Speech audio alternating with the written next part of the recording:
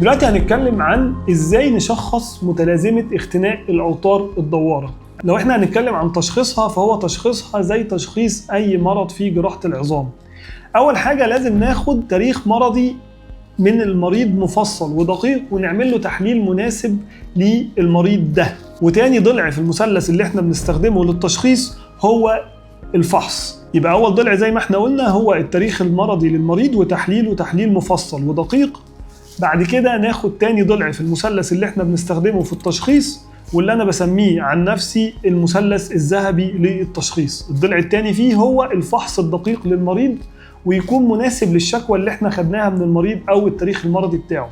والفحص بيكون عن طريق ان احنا بنعمل الفحوصات اللي هي عن طريقها بنحاول نحاكي الحركات اللي هي بتسبب ألم للمريض، واللي احنا عارفين ان في الفحص ده هتكون المسافة بين الاوتار وبين النتوء الاكرومي اضيق حاجة، فلو هي سببت ألم للمريض اثناء الفحص ده معناه ان احنا عندنا ضيق في القناة اللي بيمر تحتيها الاوتار الدوارة او impingement سيندروم. آخر ضلع في المثلث اللي احنا بنستخدمه في تشخيص المريض هي الإشاعات والتحاليل اللي احنا ممكن نطلبها للمريض.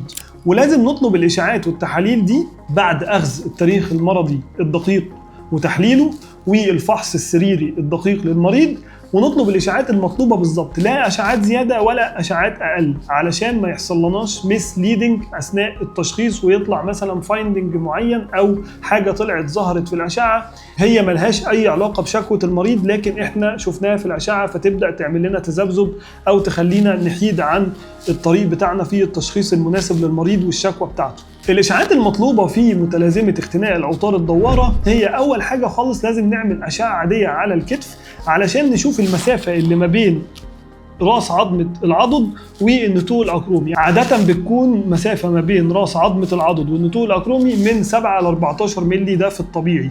لو المسافة دي قلت عن كده ده معناه ان 100% في اختناق، وكمان معناه ان بدأ يحصل قطع في الأوتار الدوارة وبدأت راس عظمة العضد تطلع لفوق، وده اللي أدى إلى ان المسافة ما بينهم تقل، وده معناه ان المريض وصل لمرحلة متقدمة جدا في المرض. واحنا عادة بنحاول نشخص المريض قبل ما الأعراض بتاعته تظهر في الأشعة العادية. تاني حاجة لازم نعملها لازم نعمل رنين مغناطيسي للمريض. دايما المرضى عندنا في العيادة بتتلخبط بين الأشعة العادية وبين الرنين المغناطيسي وبين الأشعة المقطعية. الأشعة العادية والأشعة المقطعية دول بيشوفوا العظم بدقة، سواء الأشعة العادية أو لو احنا حبينا ناخد حاجة أكثر دقة بتكون الأشعة المقطعية.